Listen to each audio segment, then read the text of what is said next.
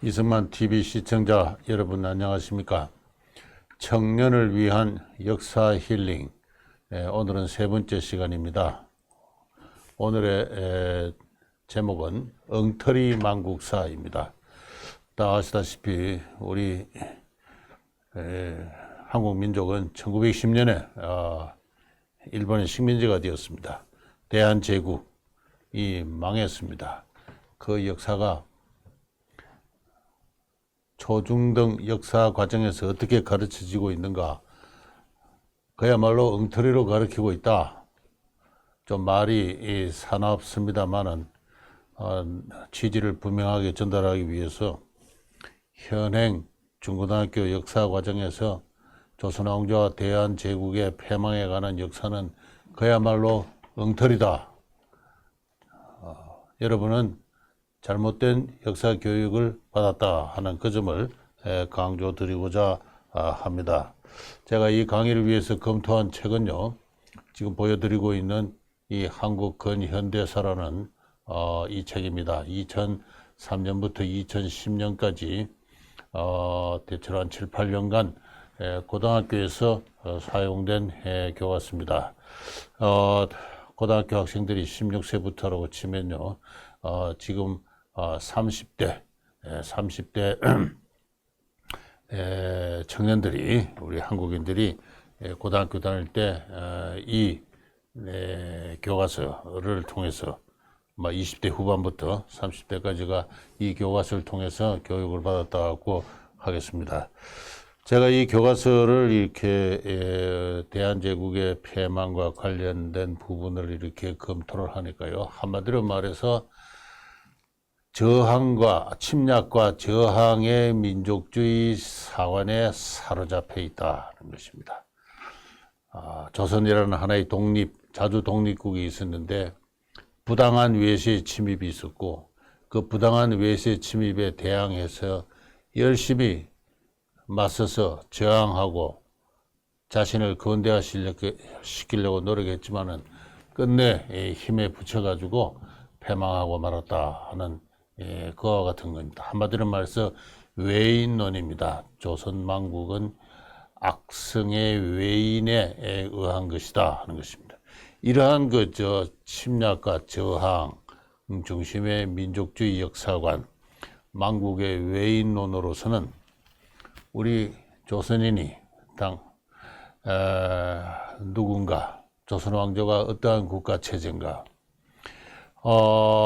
비록 악성일지라도 외압이 닥칠 때 어떻게 주체적으로 대응을 했는가, 그 주체적 대응의 한계는 어떠한 것이었는가 하는 이와 같은 망국의 역사 과정, 구체적인 역사 과정이 스스로가 주체가 된 외부적 도전에 대응하는 대응의 주체적 과정이 빠져 있습니다. 빠져 있고 모든 것을 외인으로만 돌리는 그와 같은 역사적 관점에 사로잡혀 있어서 결과적으로 이런 교육을 학생들이 받고 나서는 무엇 때문에 망했는지 그것을 알 수가 없게 되어 있습니다. 다만 악성의 외압의 주체인 일본에 대한 어떤 원한만 가득 가슴에 담게 되는 그러한 일종의 종족주의적 어떤 반일 교육의 일환으로서 조선의 망국사가 다뤄지고 있을 뿐이다 하는 그와 같은 것입니다. 역사란 것은 과거의 사건을 되돌아보면서 그 시대 인간들의 현명함과 어리석음, 용감함과 비겁함을 살펴보고 오늘날의 교훈을 얻기 위한 것입니다. 역사는 결코 그것을 미화함으로써 어떤 집단의 어떤 허위적인 어떤 명예의식을 높이기 위한 것이 아니라 역사를 통해서 현재를 성찰하기 위해서 우리가 역사를 돌아보는 것입니다.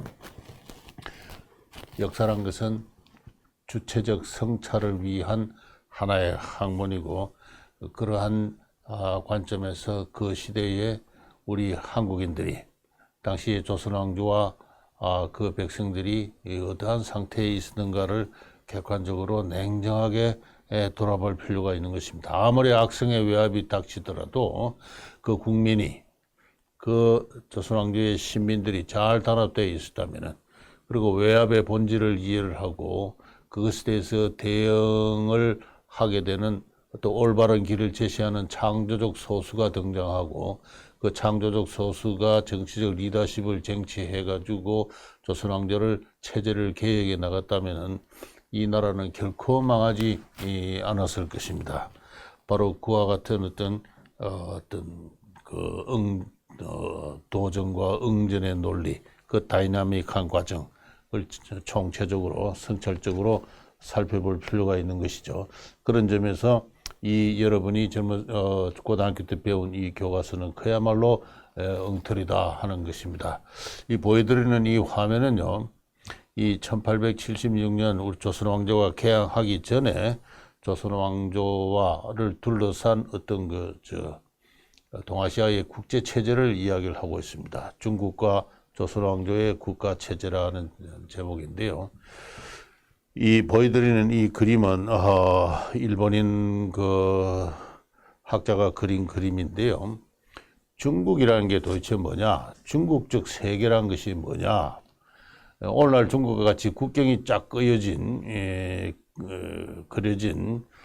그와 같은 중국이 아니고 중국 자체는 정근대 사회에서는 그 자체가 하나의 세계 질서였다. 그렇게. 그래서 중국의 황제, 천자의 덕화가 미치는 형식과 내용에 따라서 5겹의 동심원의 질서로 세계가 존재하고 있었던 것이 바로 중국이다. 그래서 한중앙에 한복판에 중국의 중앙정부 황제의 중앙정부가 존재하고 있습니다. 그리고 여기서 서북의 반달과 동남의 반달로 중국은 당시 청제국은 나눠지고요. 이 동남의 반달이 바로 전통적인 중국입니다. 오래된 어떤 농경 문화를 중심으로 한 그와 같은 것이 동남의 반달이라면은 서북의 반달은 사막 지역이고 초원 지역이고 유목민들이 사는 그와 같은 그 지역입니다. 그래서 청제국은 이와 같이 크게 나뉜 가운데 또 5겹의 동심원의 질서가 있어가지고 중국의 황제가 관리를 직접 하게 하는 것이 지방입니다. 각 성이 있고 그다음에 군현이 있죠. 그리고 그 바깥에 토사라 해서 현지 지배자들에게 통치를 위임한 그러한 지역이 있습니다. 신강이라든가 저 남쪽에 광동성의 장족들 바로 그런 것이 이 토사에 해당합니다. 그 바깥에 조공 국가들이 있어요. 중국 황제에 의해서 책봉을 받는 제후들이 다스리는 그와 같은 나라들입니다. 이 12개의 조공국이 있었는데 조선은 거기 이 조공국의 대열에 포함되어 있었다. 이렇게 이야기를 할 수가 있습니다.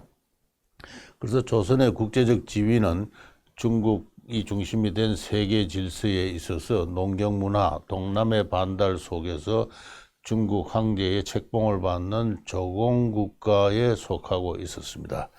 그리고 그 바깥에 중국과 호시에서 통상을 하는 그와 같은 국가들이 있었고 그 바깥은 이제 중국의 덕화가 미치지 않는 그 지역은 이제 금수의 나라에 해당합니다. 이러한 중국적 질서 속에서 조선 왕조의 국가 체제는 천자를 정점으로 하는 제후, 대부, 사서, 천의 위계로 짜인 예의 국제 질서로서 존재한 도덕 국가였다. 이렇게 이야기를 할 수가 있습니다. 조선 왕조의 국가 체제는 그 자체로서 완벽하게 설명되지 않고 천자를 정점으로 해서 조선왕 제후가 있고 그 다음에 대부 양반 관료들이 있고 그 다음에는 관료로 나아가지 못한 선비들이 있고 그 다음에 서민들이 있고 천이 있고 하는 이와 같은 그 신분제적 위계로 짜여 있는 그 신분제적 위계는 나름의 또 독자의 어떤 정치적 윤리가 부여되어 있죠. 그래서 그 위계로 짜인 예의 국제 질서로서 도덕 국가입니다. 근데 이러한 어떤 국가 체제를 갖고 있기 때문에 조선 왕조는 독자의 어떤 군국의 의지를 갖고 나라는 자기 힘으로 지킨다는 이와 같은 생각이 없었습니다. 조선 왕조의 국가 체제 속에서 현대적 표현으로 자주국방을 한다와 같은 그와 같은 개념은 없었습니다. 조선 왕조가 유지한 약 한 7천 명 정도의 군대는 어디까지나 왕성을 옹이하기 위한 하나의 치안군 로서의 그 역할을 갖고 부여받고 있었고, 외적에 침입해서 국권을 수호하기 위한 그런 국방군으로서의 어떤 그 관념은 갖고 있지 않았습니다. 이와 같은 조선 왕조의 국가 체제는 오늘날의 연구 성과에 의해서 누구도 부정할 수 없는 하나의 객관적인 어떤 국제 질서입니다만은, 교과서는 이것을 가르치고 있지 않아요. 있지 않습니다. 조선 왕조는 자주하는 비록 사대를 했지만 자주하는 입장에서 독자의 국익을 추구했다 하는 그와 같은 입장으로서 어디까지나 근대적인 독립국가적 어떤 위상을 갖고 조선 왕조의 국제적 위상을 설정하고 있습니다. 그렇게 되어 놓으니까 개항 이후 이 국제 질서가 어떻게 변하는가에 대한 그런 문제의식이 거기서 생각이 나지는 않는 것입니다. 이와 같은 중국적 어떤 그 국제 질서 체제가 해체되고 재편되고 근대적인 제국주의 질서로 재편되는 과정이 바로 동아시아의 그 19세기 후반의 격동의 어떤 그 국제 정치사라고 한다면은, 바로 이와 같은 전통적인 질서가 전제되어 있지 않으니까 그 질서 속에 놓인 조선의 위치라는 게 적극적으로 위치 설정되지 않으니까 개항 이후 조선을 둘러싼 국제 정치사가 해명이 되지 않은 것입니다. 이것은 제가 자주 소개하는 그림입니다만은 18, 19세기 조선 왕조가 어떠한 세계사 인식을 가졌는가에 대해서 조선 왕조가 그린 천하도라는 잘 알려진 어떤 그 지도입니다. 천하사의 총남도라 해서 세계의 지도입니다. 한복판에 이 하얀 부분이 중국이에요. 그 동북 쪽에 조선이 있습니다. 그리고 그 바깥에 바다가 있고요. 바다 건너 또 하나의 대륙이 있고, 한 세 개는 이런 식으로 이렇게 동시문적, 세 개의 동시문적 질서를 갖고 있는데, 조선은 중국의 한 변방에 속하고 중국적 대륙에 있는 세계의 중심으로서 중국 다음에 소중화적 어떤 질서를 갖고 있는 이와 같은 그 위치로 조선왕조 스스로가 그와 같은 위치 매김을 하고 있었다라고 할 수가 있습니다. 옆에 보이는 그림은 저 바깥 지역에, 바깥 대륙에 살고 있는 금수의 나라입니다. 그래서 이거는 일목국가에서 온 그 눈이 하나밖에 없는 어떤 그러한 어떤 저 금수들의 오늘날의 그 영국, 네덜란드, 스웨덴 이런 지역에 온 사람들이 조선 왕조의 세계사적 인식에 의하면 하나의 일목인들이 사는 나라로 이렇게 비정되고 있었습니다. 근데 이와 같은 이 중국적 질서 속에 포섭되고 있는 조선 왕조가 개항 이후에 어떻게 세계사를 인식을 하고 다가오는 외세에 주체적으로 대응했는가 하는 그런 문제입니다. 그런데 이 보여드리는 이 목차는요, 제가 조금 전에 소개한 어떤 한국 근현대사라는 책, 그 금성 출판사가 제시한 어떤 개항기의 그 서술 목차입니다. 이 목차를 쭉 소개하면요, 외세 침략과 외세의 침략적 접근과 개항에서 침략이 이렇게 주어집니다. 그리고 거기에 주제사를 보면은 개항과 불평등조약 체제에서 개항과 더불어 불평등조약 체제가 성립한 것이 언급되고 있습니다. 그리고 2장, 3장, 4장, 5장에 걸쳐서는 어떻게 거기에 개화운동과 근대적 개혁의 추진, 제3장은 구국민족운동의 전개, 제4장은 개항 이후의 경제와 사회, 이렇게 쭉 연결되는데, 이 전통적인 동아시아 국제 질서가 어떻게 변형되어 왔는가? 이 동아시아 국제 질서가 크게 한번 요동을 치고 해체되고 마는 것이 청일전쟁입니다. 이 청일전쟁에 관한 이야기가 없어요. 이 청일전쟁이 어디서 나오는가 보면은 제3장 1절에 동학농민의 정교와 관련해서 동학농민운동의 배경의 일환으로서 청일운동이 그냥 청일전쟁이 간단하게 설명되고 있을 뿐입니다. 청일전쟁 그 자체로 인해서 제가 조금 전에 설명드린 이 동아시아 전통적인 국제체제가 해체되었어요. 동아시아 국제체제가 해체됨에 따라서 조선의 전통적인 국제적 위치도 해체되었다고 볼 수가 있습니다. 그 중요한 어떤 사건, 청일전쟁에 관한 이야기가 동학농민운동의 전개의 배경으로서 한 패러그래프 정도로 간단하게 언급되고 있는 그런 정도.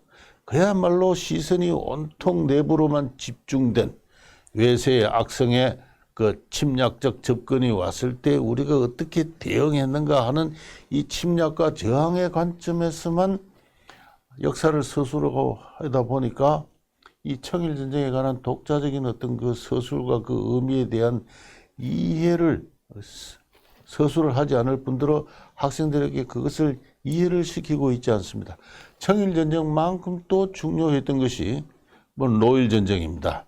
이 청국을 중심으로 한 동아시아의 전통적인 국제체제가 해체되고 나서 동아시아의 또 하나의 어떤 강력한 세력으로 등장한 것이 이 러시아입니다. 이 러시아와 일본이 결국은 각축을 해서 했는데 청일전쟁도 그렇고 로일전쟁도 그렇고 그 전쟁의 목적물은 한반도였어요. 조선이었어요. 조선을 둘러싼 한반도의 종주권, 지배권, 국제적 어떤 그 종주권을 누가 차지하느냐를 둘러싸고 두 차례나 큰 전쟁이 발생했는데도 그에 관한 서술이 없다. 그에 관한 서술이 없습니다. 완전히 청맹관이적 어떤 그런 그 역사 서술이 이루어지고 있다는 것을 이 목차를 통해서 쉽게 지적할 수가 있습니다. 이 조선왕조가 어떻게 대한제국이 어떻게 패망했는가에 관해서는 이 이승만 TV에서 김용삼 선생이 조선왕조는 왜 멸망했는가라는 강의를 5차례에 걸쳐서 한 적이 있습니다. 그 부분에서 좀 더 자세하게 나오는데요. 이 조선왕조를 둘러싼 국제 정세가 얼마나 요동을 쳤는가. 간단하게 그 몇 가지 사건들을 제시하면 다음 표와 같습니다. 1876년 강화도 조약이 있었죠. 이 강화도 조약을 흔히 불평등 조약이라고 합니다. 조금 전에 소개드린 그 목차에서도 그런 이야기가 나오는데요. 그러나 강화도 조약은 그 자체로 불평등 조약이라고 이야기할 수가 없습니다. 오래전부터 1930년대 한국의 역사가 연구되기 시작할 그때부터 불평등 조약이라고 해왔지만은 그 내용을 들여다보면요. 동네 그 부산 초량항에 있었던 외관의 무역 체제가 그대로 개성된 것으로 볼 수가 있습니다. 일본인들은 일정한 지역을 자유롭게 활보할 수 있다. 유보지역을 설정하고. 그 다음에 일본인의 범죄는 일본이 다스린다. 치해법권을 인정한 것, 그게 종래 외관에서 다 그렇게 해왔던 겁니다. 일본은 일본의 화폐를 사용할 수 있고 조선의 화폐를 운수할 수 있다. 이것도 그 예전에 외관 무역 체제에서 다 그렇게 해왔던 거예요. 관세에 관한 이야기가 없다고 불평등 조약이라고 합니다. 그러나 그것은 종래 외관 무역이 그러했기 때문에 그렇습니다. 그래서 조선왕조는 철저하게 19세기 초에 일본과 끊어진 어떤 그러한 외교 관계를 다시 복구한다는 그러한 차원에서 일본의 통상조약 체결의 요구를 맞아들었고 여기서 매우 완강하게 조선왕조의 입장을 관철시킨 것으로 그렇게 이야기될 수가 있습니다. 일본의 그 대사가, 공사가 일본 천황의 국서를 들고 조선 국왕을 만나는 것은 인정하지 않았습니다. 그런 의미에서 일본의 국왕이 스스로 천황이라고 칭하는 것을 조선왕조는 거부를 했고 그 거부하는 입장은 이 강화도 조약에서도 관철되고 있었습니다. 그래서 오늘날 관점에서 보면은 이 강화도 조약을 불평등 조약이라고 이야기할 수가 없고 외교사에 관한 여러 연구들이 그 점을 잘 지적하고 있습니다. 근데 이러한 새로운 연구가 있으면서도 불구하고 교과서는 전혀 아랑곳하지 않고 불평등 조약 체제다 해서 결과적으로 일본에 의해서 병합됐던 사실을 처음부터 말하자면 그저 만국의 책임을 일본에다가 귀일시키는 이와 같은 비역사적 서술을 하고 있는 것을 볼 수가 있습니다. 일본이 조선왕조에다가 강화도 조약을 요구한 것은 결국은 동아시아 국제 체제를 재편시키기 위해서 중국의 조선에 대한 중국의 종주권을 부정할 그와 같은 그 의도였습니다. 그래서 이 강화도 조약이 체결이 되자 중국은 장차 조선이 어떻게 될 것인가에 대해서 강한 어떤 그 의구심을 가졌고, 결과적으로 청 내부에서는 사태 여하에 따라서 조선의 내정과 외교를 장악한다 하는 그 병합론이 대두가 됩니다. 이런 가운데 현실적으로 병합은 어렵고 차라리 외국의 열광 등과 통상을 하게 해서 세력 균형을 이렇게 이루는 것이 득이 되고 점진적으로 중국의 종주권을 확인시켜 간다 하는 게 중국의 입장이었고, 따라서 그와 같은 중국의 어떤 그 권유에 의해서 미국과 통상제약을 체결합니다. 그런데 미국은 조선에 대한 중국의 종주권을 인정하지 않죠. 그러면서 말하자면 미국을 대표하는 정권 특명공사를 조선에 파견합니다. 이것은 최상급의 외교 관계를 의미하는데 이것은 조선에 대한 중국의 종주권 주장을 의도적으로 미국이 부인했던 것이고, 따라서 미국과의 통상관계 체결은 그 자체가 불평등 조약이라고 볼 수가 없습니다. 그러나 교과서는 미국과의 조약에서 불평등 조약이 더 심화된 것처럼 그렇게 이야기를 하고 있어요. 그러다가 조선의 내부에서 이모군란이 발생을 합니다. 이모군란이 발생하니까 조선의 내정에 간섭할 기회를 노리고 있던 청군이 신속하게 이 민시정권의 그 요청도 있고 해서 서울에 3,000명의 군대를 주둔시킵니다. 이 외국 군대가 일방적으로 수도에 진입을 했다는 사실이 대단히 중요한 사건이에요. 여기서 조선이 중국의 속방이다라는 게 국제적으로 그만 확인되고 말았습니다. 그리고 청나라의 황제는 조청상민 수륙 통상장정이라 해서 조선과의 불평등 조약을 체결하는데, 실제로 불평등 조약은 근대적 형식을 갖는 불평등 조약은 이 중국과의 관계에서 체결된 겁니다. 이 조약의 서문에 보면은 조선은 중국의 번병이다, 속방이다 한 걸 명시를 합니다. 명시를 해요. 그래서 불평등 조약 체제가 근대적 조약의 형식으로 최초로 명문화된 게 이 중국과의 관계예요. 그런데 교과서는 이런 것에 대해서 쓰고 있지 않습니다. 그 엉뚱한 강화도 조약이나 미국과의 통상제약을 불평등 조약 체제라고 비판을 하고 있어요.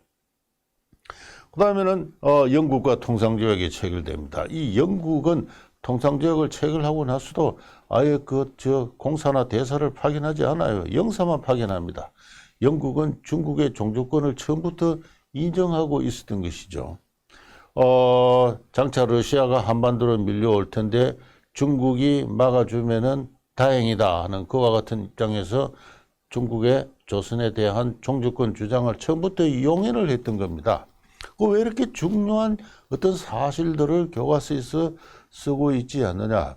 그리고 갑신정변이 일어났어요. 그리고 천전조약이 체결이 됐는데, 이 천전조약에서 일본은 중국의 종주권을 사실상 인정을 하게 됩니다. 강화도 조약에서는 조선은 자주국이다 해서 강화도 조약 제1조에 조선은 자주국이다 해서 중국의 종주권을 부정합니다만은, 그러나 이 천진조약에서는 일본은 조선은 자주국이라고 주장을 하지 않고 장차 조선의 양국이 동시 출병한다는 조항을 하나 확보하는 선에서 중국의 조선의 사실상의 지배를 승인을 하게 됩니다. 그 다음에는 러시아와의 통상제약을 맺고요. 러시아와의 통상제약을 맺는 그 순간 미국은 정권 특명공사를 철수시킵니다. 그리고 외교관계를 영사급수로 낮추고요.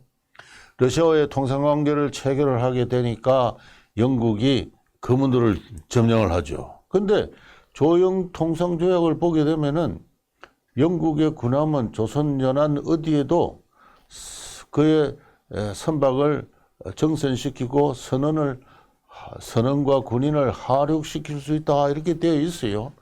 영국이 세계를 경영하는 나라가 허술하게 거문들을 불법 점령한 것은 아닙니다. 미리 다 예상을 하고 조약을 그렇게 체결해 놓은 거예요. 근데 이것을 불법적 점령이라고 흔히들 이야기를 하는데 뭐 그 자체로서는 큰 하자가 있는 말은 아닙니다만은 그러나 조영통성조약의 내용에 관한 한 전혀 근거가 없는 짓만은 아니었다. 그만큼 이미 한반도는 세계 열강의 각축의 대상이 되고 있는 가운데 특히 러시아의 부동항을 찾아서 전통적으로 남진 정책을 취할 때 동아시아로 뚫고 나오려고 하는 러시아를 영국이 막아서는 그와 같은 어떤 그 국제적 어떤 그 대립체 전선에 한반도 조선왕조가 놓여 있다. 이런 것을 좀 구체적으로 교과서에서 쓸 필요가 있습니다. 영국이 거문들을 점령해서 브라디보스톡의 러시아 함대가 동해를 거쳐서 동전하해로 나가는 것을 막으니까 러시아가 한반도를 사실상 포기하고 시베리아 철도를 놓아서 바다로가 아니라 철도를 통해서 한반도로 진입할 어떤 이와 같은 정책을 취합니다. 그래서 청과 르가 텐진 협약을 맺고 여기서 러시아는 한반도에 대한 관심이 없다는 것을 표명을 함으로써 사실상 청의 종주권은 러시아로부터도 승인받는 이런 결과가 됩니다. 이렇게 한반도가 완전히 국제적으로 청의 이홍장의 매우 지도 면밀한 외교 정책의 결과 일본으로부터 미국으로부터 영국으로부터 러시아로부터 청의 종주권을 사실상 확립시켜 나가는 그와 같은 그 과정을 보고 있던 일본은 드디어 중국과의 결전을 국책의 방침으로 정하고 전쟁을 추구합니다. 일본의 입장은 한반도는 일본의 방위를 위해서 포기할 수 없는 국익이 걸린 그와 같은 것이다. 그런데 장차 러시아가 시베리아 철도를 완성을 하고 한반도로 내려올 때 조선 왕조가 중국을 막을 능력은 없다. 또 러시아를 막을 능력이 없을 뿐더러 중국 스스로도 너무 부패하고 무능해서 러시아를 막을 수 없다. 따라서 러시아가 한반도에 도착하기 전에 시베리아 철도를 완성해서 한반도에 내려오기 전에 우리가 한반도에 걸린 국익선을 스스로 확보하지는 안 되고 그러기 위해서는 중국과의 전쟁이 불가피하다 하는 이와 같은 입장입니다. 이렇게 해서 사실상 중국과의 전쟁에 돌입하게 되고 그렇게 해서 1894년에 드디어 청일전쟁이 일어나게 되는데 이와 같은 그 외교 과정을 이 외교 과정에서 조선왕 국제 정세가 어떻게 변했는가 그리고 거기에 대해서 조선왕조는 어떻게 대응하고 있었는가 그걸 교과서에서 쓰고 있지 않아요. 조선왕조는 매우 어리석게도 이 제 7번에 나와 있습니다만은 8번에 나와 있습니다만은 고종은 러시아와 동맹을 추구합니다. 중국이 하도 간섭을 심하게 하니까 이것은 전통적인 어떤 4대 정책에 위반되는 거 아니냐 이렇게 생각을 해서 고종은 새롭게 자기를 보호해줄 새로운 어떤 보호자를 찾아서 나서서 러시아에 접근을 합니다. 대단히 위험한 어떤 그와 같은 외교 정책을 취한 것이죠. 김영삼 씨 선생의 표현에 하면 세계 패권국인 영국과의 관계를 어떻게 모셔갈 것인가에 대한 관심은 없고 영국이 전통적으로 막아온 러시아 2등 국가 러시아에 접근을 함으로써 대단히 국제 열강으로부터 배척당하는 스스로 그야말로 미국인들의 표현에 하면 철없는 외교를 하는 이와 같은 모습을 보이게 된 것입니다. 그리고 그 뒤에 청일전쟁이 일어나게 되고 그리고 어떻게 됐는가는 잘 알려진 사실이죠. 일본이 승리를 했습니다. 동아시아 국제체제, 중국을 중심으로 한 국제체제는 완전히 해체되고 말았습니다. 그 다음에는 이제 또 러시아가 간섭을 하죠. 그래서 러시아 삼국 간섭을 해서 일본의 한반도에 대한 어떤 종주권이 또 철수를 합니다만은 이 기회를 틈타서 고종은 러시아에 접근을 하게 됩니다. 뭐 이후 여러 가지 그 과정이 그 다음부터 한 10년간은 고종이 지속적으로 친러 정책을 취하면서 러시아를 새로운 보호자로 받아들이는 이와 같은 과정이고, 그것에 대항해서 영국과 일본이 동맹을 맺어가지고 그것을 저지하는 그런 과정입니다. 1896년에 야마가타 로마노프 협정은 더 이상 싸울 것 없이 한반도를 분할하자 하는 일본의 외무상과 러시아의 외무상의 협상이고요.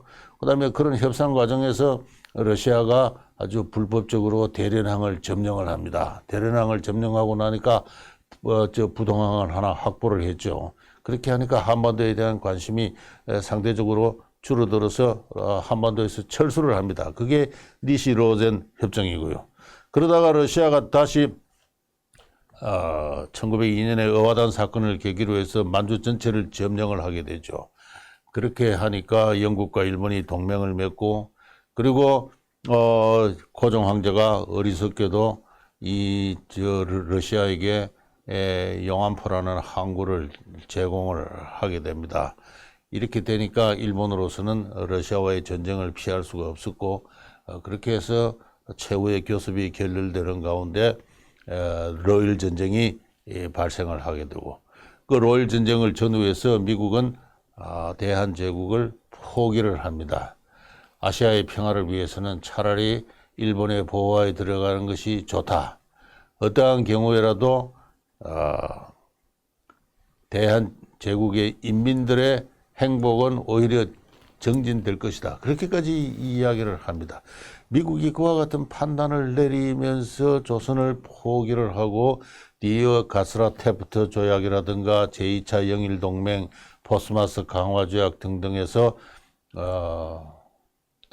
한반도에 대한 일본의 감독권이 승인되어 가죠.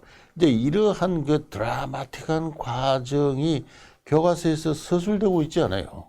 서술되고 있지 않은 가운데 오로지 악성의 침략의 주체로서 일본, 탄일의 세력으로서 일본 하나만 설정되어 있고, 그 일본에 대항해서 우리 조선인민이 어떤 식으로 대응을 했던가 하는 그런 이야기들만 잔뜩 이렇게 써놓고 있는데, 다 잘 알다시피 이 대한제국은 이 교과서에 보면은 대한제국과 광무개혁해서 이 고종 황제라는 사람이 스스로 어떻게 근대적으로 그 국가를 바꾸려고 했던가 이야기를 하면서 대한제국이 행한 일련의 정책을 광무개혁이라 그럽니다. 이 광무개혁이라는 것도 근거가 있는 말이 아니에요.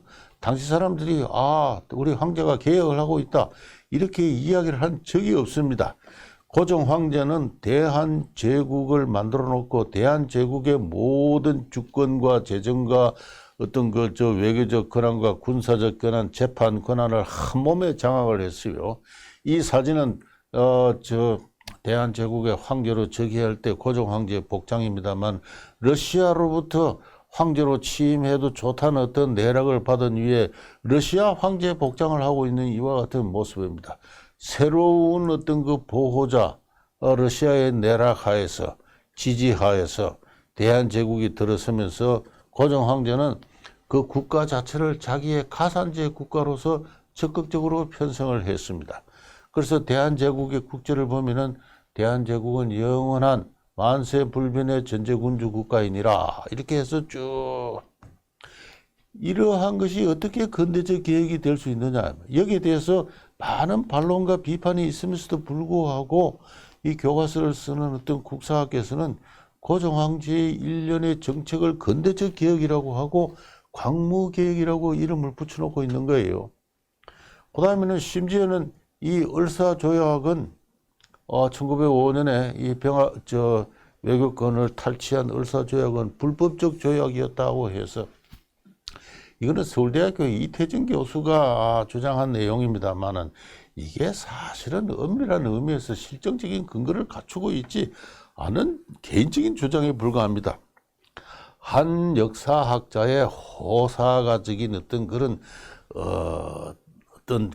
실정적인 근거가 충분하지 않는 그와 같은 주장을 교과서에다 이렇게 써놓고 있는 모습을 볼 수 있어요. 국제조약이 체결되기 위해서는 먼저 주권자인 황제가 외무 대신에게 조약 체결에 관한 정권을 위임해야 됩니다. 그리고 그 조약 체결의 그 권리를 위임받은 대신이 가서 조약 체결을 협상해서 오면은 그것을 가지고 황제가 비준을 하는 그래서 조약 체결 양국의 외무 대신들끼리 조인을 하고 그리고 조인한 결과를 황제가 최종적으로 비준을 하는 이 위임과 조인과 비준의 절차가 갖춰지지 않았 그와 같은 어떤 조약이다라고 이태진 씨가 주장하는데 그거 전부 사실이 아니에요. 사실이 아닙니다. 고종 황제는 1905년에 자기를 찾아온 이토 히로부미 일본으로부터의 특사를 맞이해서 분명히 외무 대신 박재순에게 협상을 타결하라고 지시를 했고 정권을 위임을 했습니다. 박재순은 나 그거 할 수 없어요라고 이렇게 자꾸 발뺌을 합니다.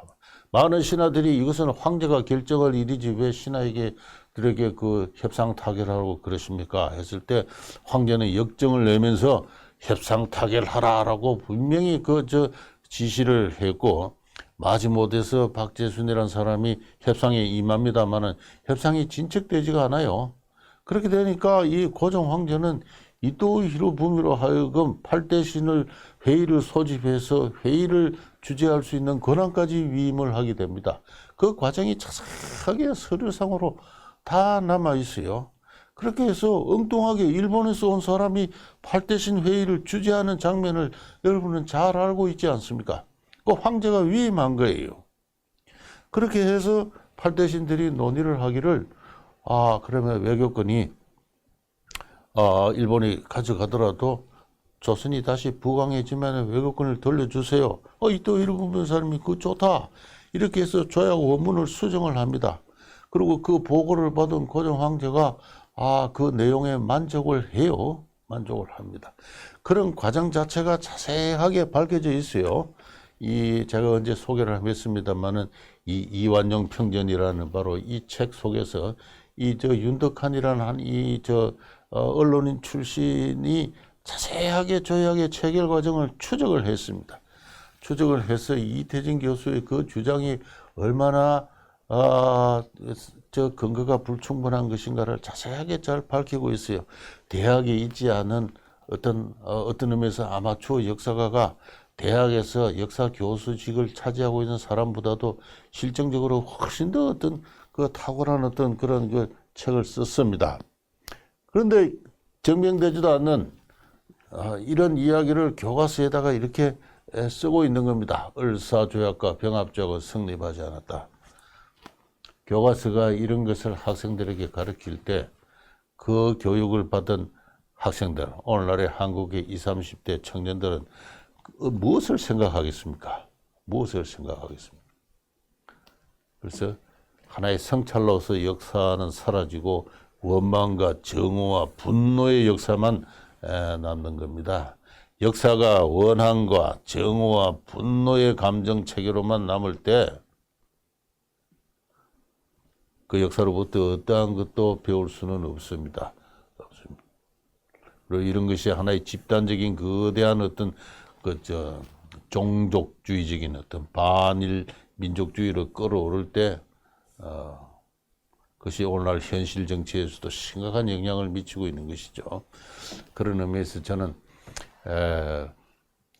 이 한국의 역사 교과서에 대한제국의